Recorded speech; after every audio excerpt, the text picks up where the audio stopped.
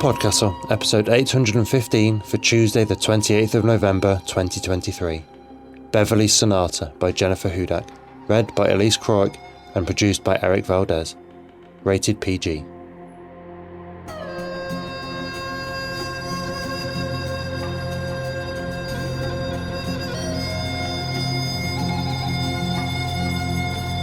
Good morning, good day, good afternoon and good evening, and welcome to PodCastle, the flying castle of fantasy fiction. I'm your host, Matt Dovey, and it's my pleasure to present for your enjoyment Beverly's Sonata by Jennifer Hudak, narrated by Elise Croik. This story was first published by Not One of Us in issue 75, January 2023. We're in our first ever end-of-year fundraiser for Escape Artists right now. That's our publisher, but also does Escape Pod, Pseudopod, Cast of Wonders and Catscast. We're one big happy family of excellent audio fiction. This year is our first year as a registered non-profit, which is opening up all sorts of avenues for us in making your donations go further than ever. So we're trying out this annual fundraiser thing for size.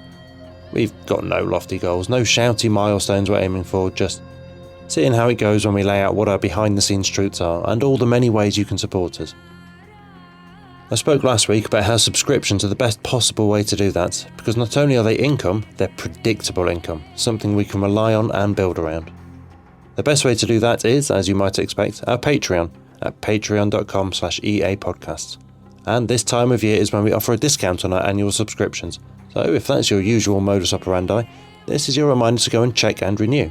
And if you're newly considering supporting us, well, that's the most cost-effective way for you to get the most cool stuff back from us, including access to our Discord, premium content, all the Catscast episodes, and, at certain levels, actual real-life honest-to-smell merchandise like stickers and mugs.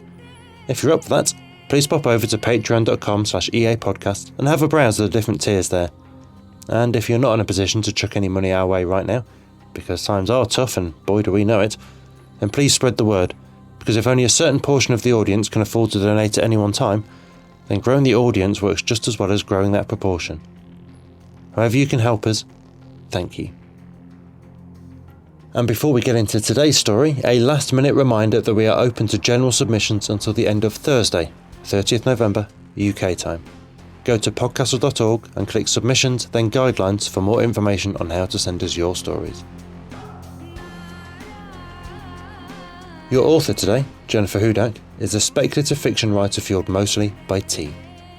A graduate of Viable Paradise, she's published her short fiction in venues such as the Magazine of Fantasy and Science Fiction, Fantasy Magazine, PodCastle and Catscast. Her work has appeared on both the Locus Magazine and the Sifwa recommended reading list and has been twice nominated for a Pushcart Prize. Originally from Boston, she now lives with her family in upstate New York, where she teaches yoga, knits pocket-sized animals and misses the ocean. Elise Croik, a Louisiana transplant since 1985, lives in the New Orleans, Louisiana metropolitan area and is a legal assistant. In 2007, on a whim, she decided to give voice acting a try, and she's been involved in it and narration ever since. Her experience ranges from voicing roles for a variety of audio dramas, beginning with her initial voicing role as Captain Cortez in Starship Excelsior, a Star Trek fan production, as well as the second captain in that series, Skipper Sam Cox.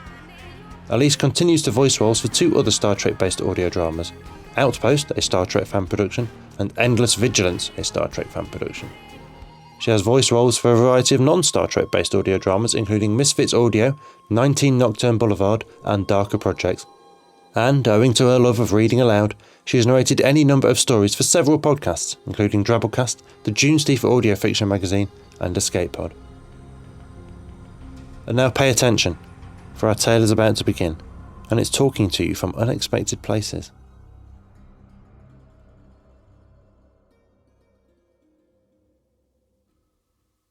Beverly's Sonata by Jennifer Hudak, narrated by Elise Croik. When the record player first spoke to Beverly, it used the voice of her old piano. At first, just the whisper of air among strings, like a clearing of the throat, a single tap of the middle C. Then came the scales, forwards and backwards, and the muted thud of felted hammers against metal strings. Beverly took in a sharp breath. She had learned to play her first notes on that piano decades ago. She knew its vocabulary intimately, the delicate chuckle of the upper registers, the lisp of its sticky high A, the squeaky press and release of the sustain pedal. There was no mistaking it. The scales turned into a melody, bass and treble weaving into a voice that gained strength with each pop and hiss of the needle, each revolution of the vinyl. Every glissando asked the same question. Where are you? Beverly wavered on her feet. The carpet, too new, too plush, felt like shifting sand beneath her house slippers, and she sat heavily on the green chair. The chair was one of the few pieces of furniture to have made the journey with her from her lovely house by the sea. The piano had not. It wouldn't have fit in her son's van, much less this tiny apartment. Yet here it was, her piano, the ghost of it anyway, hovering over the record player like French perfume on an old, forgotten coat. The glissando again, more insistent. Where are you? Where are you? Beverly echoed. The piano answered with a thundering chord that spoke of waves crashing into cliffs and a plink of seventh-octave keys that felt like salt spray. A solid sequence of chords drew square rooms, echoing wood floors, chilly windows that let in as much of the sun-painted ocean as possible. Home.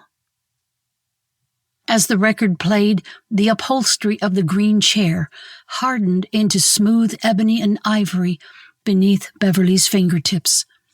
Music washed over her skin like an ocean breeze. In her mind, she envisioned a whale breaching and then crashing back down into the water, leaving nothing but an enlarging circle of foam. A brisk knock on the door, and Beverly flinched. "Hello?" called her son Mark's voice. Beverly pressed her lips together, but the piano had stopped speaking through the record. Instead, an inoffensive jazz standard played from the tinny speaker. Mark knocked once again, louder this time. Beverly hoisted herself out of the chair and fumbled with the multiple locks on her door. Mark stood in the hallway, holding up 2 disposable cups. "I stopped for coffee. Don't worry, yours is decaf." "Oh," said Beverly. "How nice. Well, come in." Mark entered the room just as the needle reached the end of the record. The arm lifted, as if manipulated by invisible fingers, swinging back to return to rest. "I did some poking around," Mark said, handing her the cup of decaf. "There's a lot going on in this place. Classes, lectures, concerts. There's even a yoga class. Wouldn't that be fun?" "Maybe," said Beverly doubtfully. She tried to imagine herself in a yoga class, dressed in something scandalous. Didn't people do yoga barefoot? Beverly's toes clenched inside her house slippers. "Also, Mom, they have a piano." Beverly looked up in surprise, her heart beating as though she were a little girl caught doing something naughty. "How did you know about that?" "I asked, of course.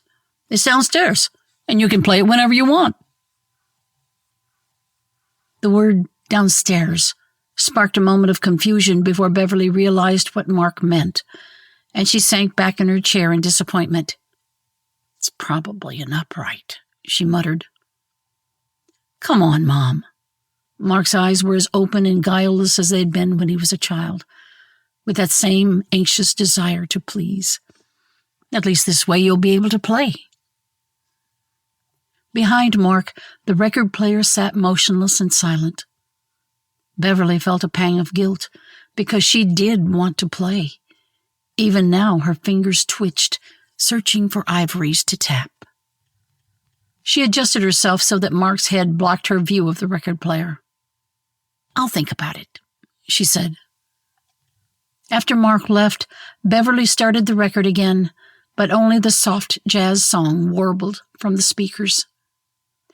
She didn't know if the piano was angry with her and she admitted that this was more likely if she had imagined hearing it to begin with.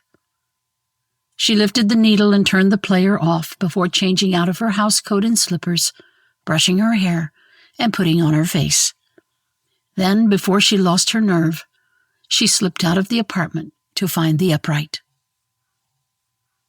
The piano heard the door close behind Beverly, heard the locks click shut from the outside like the final notes of a song.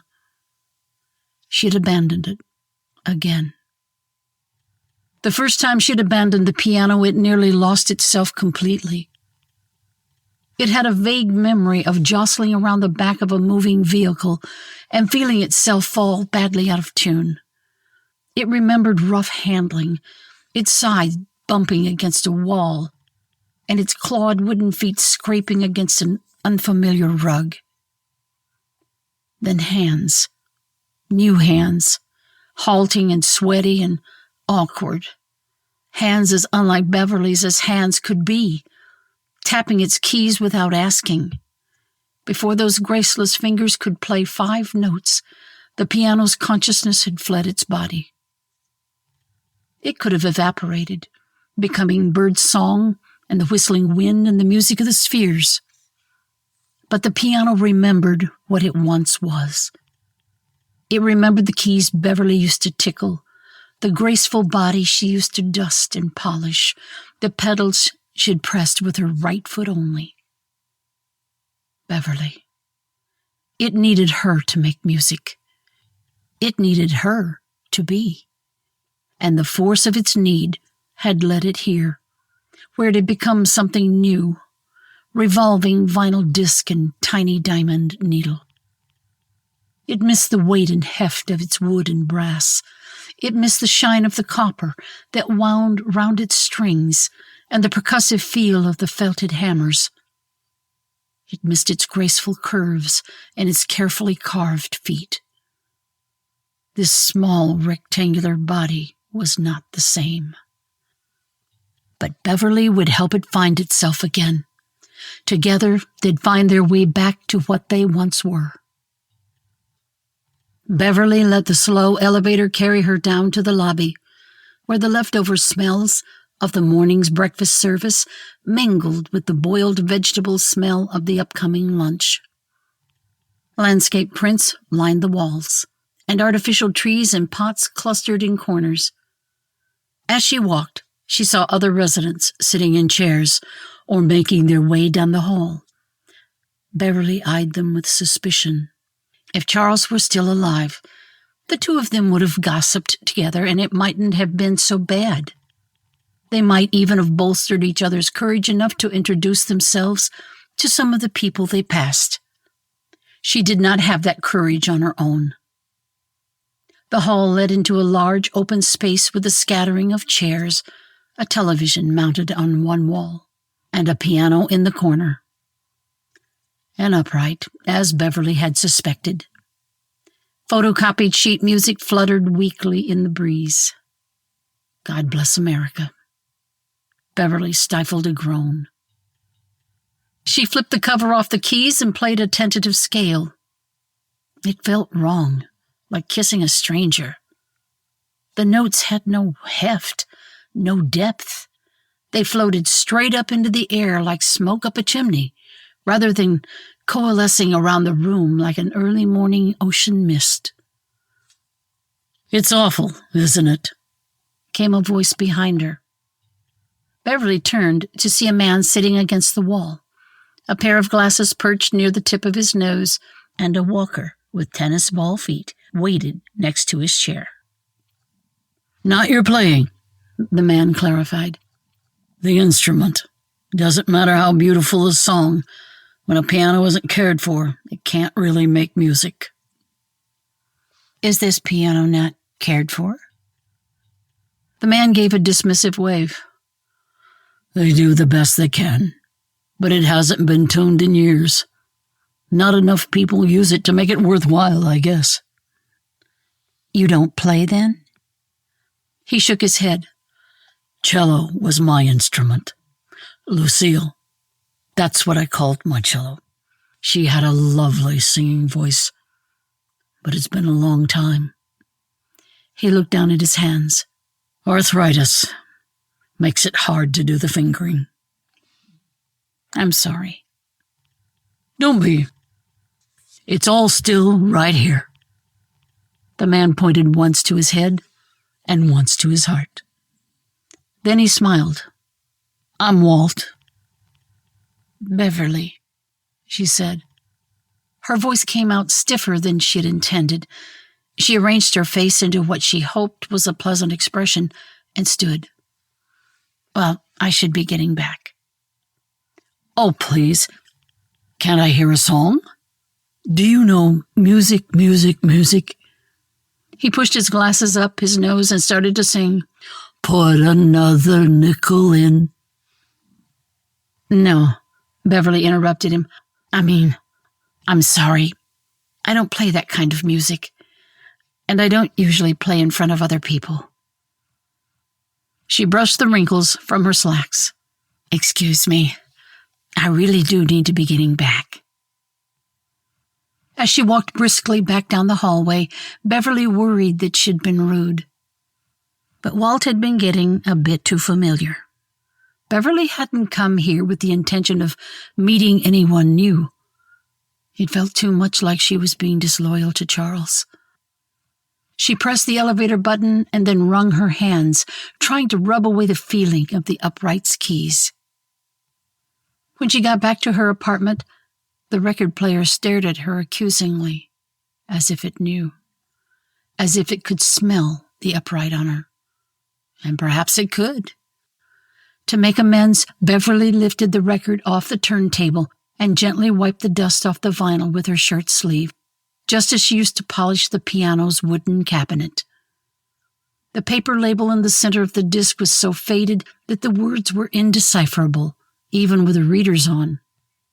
Beverly placed the record back down and flipped the switch to turn the player on, then watched the needle lift up, hover over the edge of the disc, and float down, settling into the grooves of the vinyl. Right away, the smell of the piano washed over her. Polished wood and the metallic aroma of strings. Cottony dampers and the non-smell of gleaming ivory.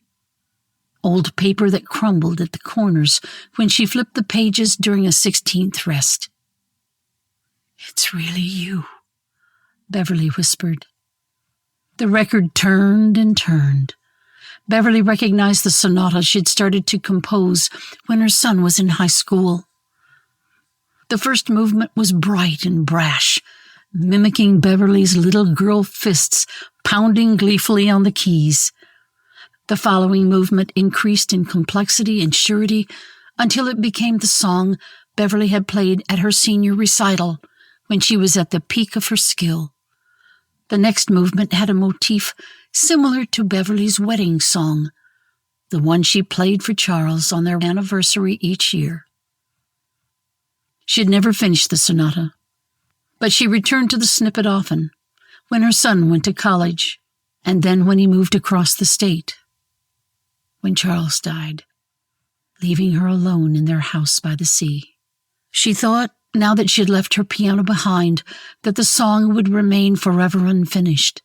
Beverly held her breath, waiting to hear if the piano had somehow completed the piece in her absence.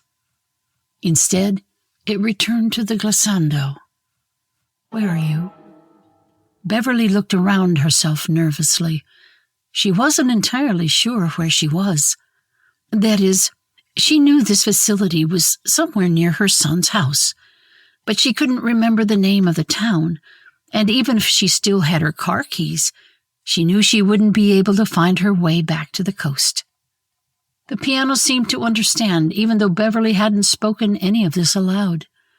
It shifted back to the unfinished sonata, playing through to the end of the movement Beverly had composed, and then looping back to the beginning again.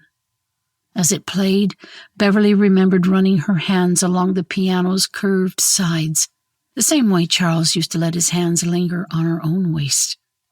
She flicked a bit of dust off the record player's case and remembered how she used to ask the piano permission every time she lifted its lid and propped it open.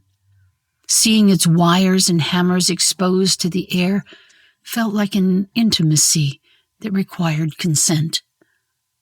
The piano allowed this because they had grown up together, their shared history visible in the mapwork of small cracks in the piano's aging black finish and in the laugh lines on Beverly's own face. Tears stung Beverly's eyes. She felt embarrassed, even by the small bit of time she'd spent with the upright downstairs. What was that ridiculous instrument compared to her full-sized grand? What was this life compared to the life she used to have?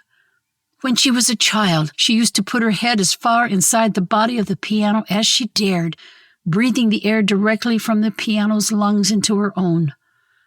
Now she wished fervently that she could crawl back inside it, like a snail inside its shell. Instead, she let the sonata wash over her again and again. The days blended together. Aside from meals, Beverly spent each moment with the record player, with her grand piano in her house by the sea. Today she heard seagulls call outside, felt the stiff breeze tousle her hair. Inside, Beverly's sonata swelled like the tide. She reached the end of the piece as she'd written it, and rather than returning to the beginning, she paused. Her hands hung suspended over the keys, like a whale's tail hovering half in and half out of the ocean. Beverly took a deep breath as if readying for a dive. An insistent fist knocking at her door jolted Beverly and brought her new apartment crashing down around her. She blinked. No more piano, no more sea air.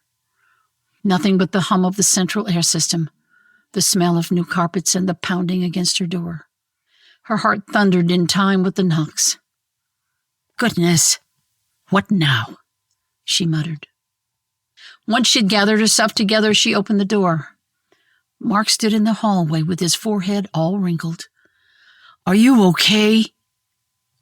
"Yes," answered Beverly, even though she wasn't. Her room was too small and too quiet, and it didn't smell of the sea at all. The record player's arm had lifted up and returned to its dock, leaving silence in its wake. She swallowed down an aching sense of loss. "I'm fine. I've been knocking for a while. I got worried. Did you not hear me?" "I'm sorry. I was just dozing. I didn't expect your visit after all." "It's Sunday, Mom. I told you I'd come by today. Remember?" Beverly felt a flash of irritation mixed with anxiety. How is it Sunday already? Had she really spent a week in this place? But she stepped aside and let her son in. "I wish I'd thought to make some tea. If you wait a moment, I can heat up some water." "Mom." Mark sat on the small love seat and gestured for her to sit in her armchair. "I was talking with the folks at the desk. They say you rarely come out of your room, and even when you do, you rarely talk to any of the other residents." "Why are they so interested in my comings and goings? Do they have nothing better to do than spy on me?" "They're worried about you, Mom." Mark leaned closer. "I'm worried about you, too." "There's nothing to worry about. Why, I eat in the dining room every day." "Well, that's good to hear, because I was thinking we'd go down there together and have some lunch." Beverly glanced at the record player, which stood silent and still. Now that she'd been interrupted, she realized she was a bit hungry. And if she did have lunch with Mark, he'd stop worrying about her. He'd leave happy and she could come back to her room, to her piano, to her house by the sea, and to her sonata. "That sounds fine," Beverly said. "I was just about to have lunch anyway." In the dining room, Beverly began to lead Mark to her regular table in the back corner. But Walt, who was sitting near the entrance with a woman named Martha, spotted Beverly and waved her over, nearly knocking over his walker. "Oh, Beverly said. "Thank you anyway, but I'm just going to have a nice quiet lunch with my son." "Don't be silly, Mom. I'd love to meet some of your friends here." He took Beverly by the elbow and guided her gently toward Walt's table. Beverly smiled thinly and sat down. Her napkin was entirely too close to Martha's water glass, and Beverly discreetly tugged it closer to her own plate. This was exactly why Beverly tried to avoid the noon lunchtime rush. Once the food arrived, everyone quieted down to the business of eating. While Beverly spooned up her soup, the sonata looped through her mind. "What's that you're singing?" asked Martha. Beverly flushed. She hadn't realized she was humming out loud. "Nothing, sorry." "No need to apologize. It was nice. I didn't recognize it. It's just a song that reminds me of my home." "That's right," said Mark. "It's that piece you used to play on the piano all the time, isn't it?" "You don't have to stop singing. Go on, serenade us," said Walt, holding up his arms as if cradling a cello. "Or better yet, you can play it for us after lunch." "Oh no," Beverly said. "I barely remember it." Walt shrugged his shoulders and grabbed another roll from the basket in the center of the table. Beverly silently berated herself. The sonata was private. It helped her remember who she was and who she had been. She couldn't help feeling that if she shared it with others, the sonata would lose its magic, that she'd lose all sense of herself. Martha shivered and pulled her cardigan more tightly around her shoulders. "Why do they keep it so chilly in here?" "Are you chilly?" Beverly asked. It felt perfectly pleasant to her, even a bit on the warm side, without a stiff ocean breeze rattling the windows. "Don't mind me. I'm a lizard," Mother said. "I lived in Florida for too many years." Beverly hesitated before asking, "Do you miss it?" "Oh, goodness, yes. But do you know, it's not even the heat I miss the most. It's my trees. Citrus, avocado.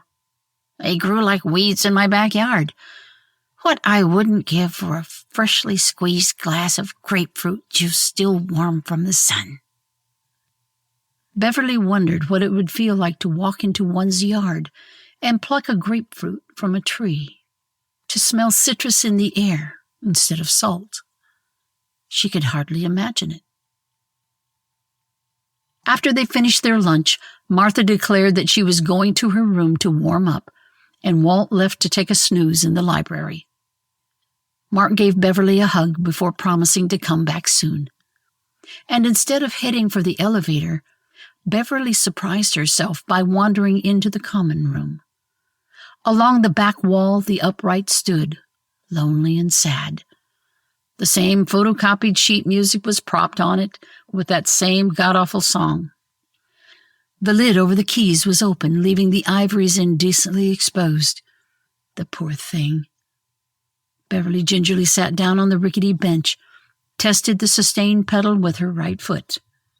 She rested her fingers on a major G chord, and before she lost her nerve, pressed the keys down.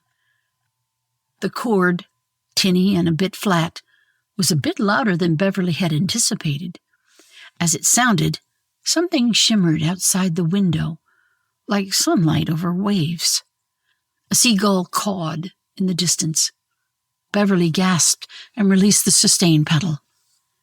She stood quickly and hurried back to her room. Her own piano greeted her by spinning its turntable and lowering its diamond needle onto the grooves of the record. The vinyl spun, the sonata played, and Beverly eased herself back in her comfortable, worn armchair. But instead of relaxing, she found herself fidgeting. She tried to pay attention to the sonata, to each movement, but her focus wandered. Her room felt small and confining. Even with the piano, it was too quiet and sedate. Beverly looked out the window, and for the first time, began to wonder what mountains might look like in the distance instead of ocean. Lately, the piano had noticed an odd look in Beverly's eyes. It could tell that she had changed, slightly, but significantly, the way a sequence of chords can be dramatically altered by one new note. It played the sonata for her again and again in an effort to soothe her, and Beverly hummed along, her notes bringing the ocean to her window and the piano's glorious body back into the room. But even this, the routine of their playing, practiced for decades, wasn't exactly the same. Increasingly often, Beverly hummed sequences the piano didn't recognize. Sometimes the hint of a cello wove through the notes, like fine embroidery on the collar of a coat.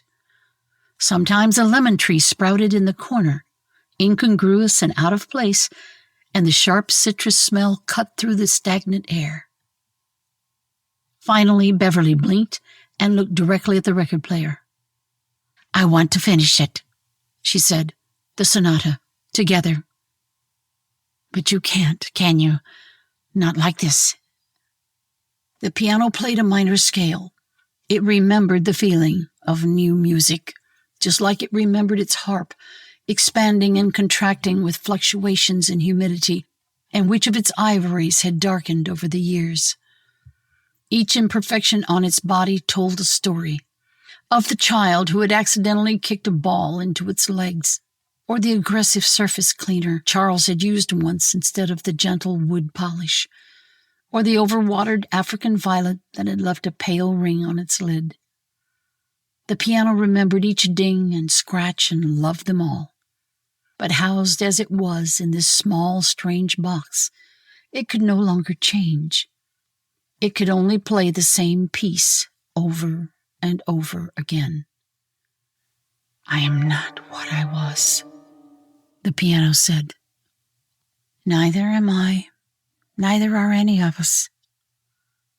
Beverly smiled then, brilliantly, a sudden shift to a major key. "Maybe we can choose to be something new." Beverly waited until 10 a.m. the next morning, well after breakfast, but before people would start to get hungry for lunch. Many of the residents were out of their rooms at this time of day, socializing in the lounge or reading the newspaper or watching the birds at the feeder outside the window. She had planned it this way. But when she saw the upright, she nearly panicked and ran back to her room. What stopped her was Walt, sitting in his usual chair next to his walker, pushing his glasses up his nose. "Are you finally going to serenade us, Beverly?" he asked. And Beverly tamped down her nerves and nodded. She approached the upright the way she might approach a strange dog. But when she sat down on the bench, she felt nothing but friendliness coming from the instrument. She rested her fingers on the keys for a moment. Then she took a breath and began to play her sonata. Playing each of the movements was like reliving all of the best parts of her life. She was a child, discovering the joy of pressing a key and making music. She was a teenager, showing off just how accomplished she was at her instrument. She was a bride, a mother, a woman carving out time for her own creative life. While she played, she caught a wisp of salt in the air, a briny tang. She pressed the sustain pedal and felt it meet hardwood floor instead of carpet. A seagull cried, adding its counter-melody to the piece. The sonata brought Beverly's past back to her, and in this place her grand piano rose up from within the upright and met her fingers. "Hello," it called, its voice blending with the upright's, teaching it how to speak properly. "Here we are." She was nearing the end of the final movement and realized the way she had ended the piece wouldn't work. It had seemed fine in her head, but now that she was here, now that she was actually playing, she realized that it was far too quick, too facile. It lacked the depth and complexity of the rest of the work. But she had no idea what to do instead. Where did one go from here? How did one keep composing a life when the life one knew was over? Then, behind her, she heard a cello. It wasn't an actual cello. Walt was singing, his right arm moving back and forth like a bow, and his left straining to finger. But it was Lucille's voice that came out of his mouth. The piano's voice wove together with Lucille's, two themes learning to combine. Someone else started to whistle like a flute. One of the oldest residents clapped her hands, and they crashed like cymbals. Martha appeared in the doorway and laughed with delight. Beverly felt a blast of hot, humid air, smelling of damp soil and citrus. Someone else warbled a note, and on top of Beverly's hardwood floors sprouted an extravagant shag rug. The music built, and the walls covered themselves with oil paintings and watercolors. Cacti and succulents emerged from the windowsills. An invisible dog snuffled against Beverly's legs. Two parakeets burst into feathered existence on top of a curtain rod and added their voices to the general din. Beverly had thought her piece was a sonata, but she was wrong. It was a symphony, harmonious and dissonant, legato and staccato, the softness of a single instrument playing a theme and an entire orchestra exploring it in exhilarating fortissimo. The residents sang and clapped and swayed, and the music, the glorious music, conjured their histories into being. In the center of it all, Beverly sat at her piano, little girl legs swinging above the floor, becoming hose and high heels, becoming house slippers on top of carpeting. And then, inevitably, the symphony ended, quite differently than Beverly had imagined it would. But it made sense. Every prior movement had led to this final chord, this riot of instruments and voices, this chaotic and joyous mess. Beverly held her breath, waiting for the ocean to fade with the music. But it didn't. Nothing faded. The salty ocean breeze blowing through the window ruffled the feathers of the parakeets who perched in Martha's citrus trees. Walt buried his feet in the thick pile of the shag rug. Art covered the walls, beautiful oils and children's scrawls, and all of it was glorious. Outside the lounge window, waves crashed and receded. Beverly searched the waves for the slick, rounded back, making a perfect arc above the water, for the spout rising like a fountain, clearing lungs for another long breath.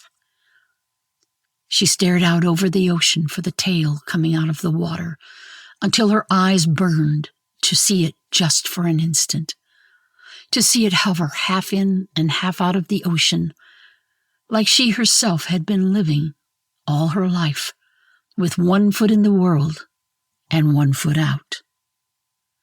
Her life hadn't ended. Not yet. It had merely changed. "Maybe we could stay a while," she whispered to the piano. The piano didn't hear her. Unbeknownst to Beverly, it had abandoned the upright while the final chord of the symphony still echoed through its strings. It couldn't stay here. The upright already had a voice, and even though it was out of tune and unpracticed, it deserved the chance to learn to use it. But the piano couldn't go back to the record player either. Like Beverly, it had begun to realize how confining its world had become. This was not what it was meant to be. It did not wish to end its days so diminished. The piano's body was still out there, dustier than it had been when Beverly had cared for it, its keys a bit stickier.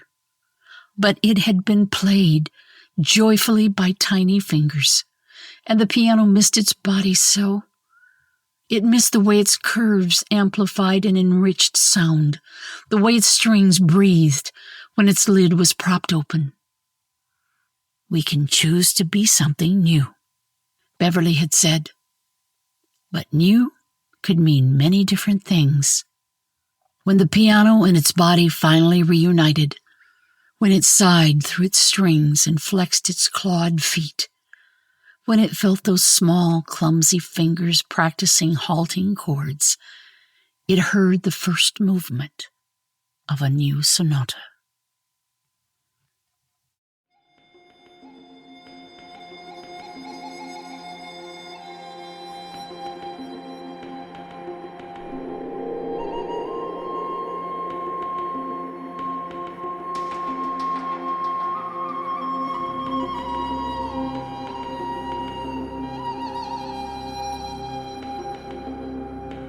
And welcome back.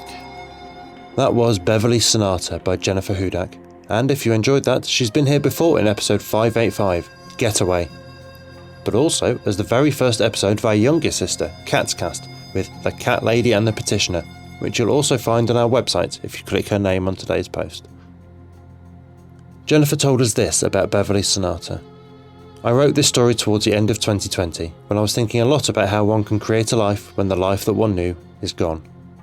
It seems obvious now how much of a pandemic story it is, but, as with most things, I didn't realise this when I was writing it. Thank you for the story and the thoughts, Jennifer. Music is such a very strange thing when you consider it. It absolutely saturates our existences, to the point it's strange where you can't hear music. Every shop, every car, every telephone holds system. It doesn't put calories in our bellies or explain anything to our conscious minds. It doesn't appear on Maslow's hierarchy of needs or get prescribed medically. And yet we need it so much we fill our worlds with it, come together from across the world for weekends dedicated to it, celebrate those who make it as the highest cultural heroes with all the rewards we are capable of giving them. We devote hours of our lives to finding more, or learning to play it ourselves, or even create it ourselves. This combination of frequencies that vibrate our eardrums and stimulate our nerves and neurons just so. But not random, never random. Instead so structured along hidden lines in our brains that anyone can tell a duff note in a song they've never heard before. Because music tells us that even in the new there is structure, even in the noise there is pattern. It is a big, chaotic, impossible universe, structures and forces beyond the comprehension of our small sack of neurons. And yet music gives us comfort that even in that, there must be order. And that if we can grasp even the existence of that order, then we are significant. We matter. Even as one of 8 billion against time incomprehensible, we are part of that structure and that symphony, and we matter. Music is something that shouldn't matter. No one would die of its absence. But we are what we do, not what we think. And what we do is make sure we are surrounded by music from birth to death. What we do is choose music for our funerals as the only way of expressing ourselves from beyond the grave. What we do is keep creating it endlessly, forever, despite there already being more than anyone could ever listen to in a lifetime, because we do need music. Perhaps we need it more because we don't need it, because to have something for a purpose other than bare survival is a delight, is an expression and culmination of our higher faculties, is the very foundation of what it is to be human, instead of just another great ape. As part of our 15th anniversary celebrations, we're asking you to send in your favourite stories from our archive. This week, an anonymous tipster is recommending episode 348, Testimony of Samuel Frobisher regarding events on Her Majesty's ship Confidence, 14th to the 22nd of June 1818, with diagrams, by Ian Tregillis, saying, the voice acting brings the author's words to life, and the author's words are transportive. We also have Matthias Light suggesting episode 133, And the Blood of Dead Gods Shall Mark the Score by Gary Kloster, saying it represents LGBT from a time when it was common. Thank you both for the recommendations. That was our show for this week. On behalf of everyone at PodCastle, your co-editors Shingai Enjori Kagunda and Eleanor R. Wood, assistant editor Caitlin Zavanovich, audio engineers Devin Martin and Eric Valdes, and our many wonderful first readers, Andrew Cahoe, Craig Jackson, Amalia Harrington, Julia Patt, Kieran Corsini, Ryan Cole, Sarah S. Messenger, Sophie Barker, Shrikripa Krishna Prasad, Tava Nova, Tierney Bailey, Zeev Witties, and myself, Matt Dovey. Thank you for letting us share another story with you. The legal bit. PodCastle is part of the Escape Artist Foundation, a 501c3 non-profit, and this episode is distributed under the Creative Commons Attribution Non-Commercial No Derivatives 4.0 international license. That means you can share it, and please do, but you cannot sell it and you cannot change it. If you want specifics, check creativecommons.org. Our music is by Shiva in Exile. Everything we do on PodCastle is 100% donor funded, and if you'd like to support what we and the rest of EA do, please join us on our Patreon at patreon.com/EApodcasts. Prefer another method? There's details for supporting us via Twitch, Amazon Prime, Ko-fi and PayPal on escapeartist.net. We'll be back next Tuesday with another fantastic tale. In the meantime, you might care to check out our sister podcasts: Escape Pod for science fiction, Pseudopod for horror, Cast of Wonders for YA speculative fiction, and Catscast for speculative cat stories. If your heart belongs to us though, we'll see you next week. Be safe and be kind.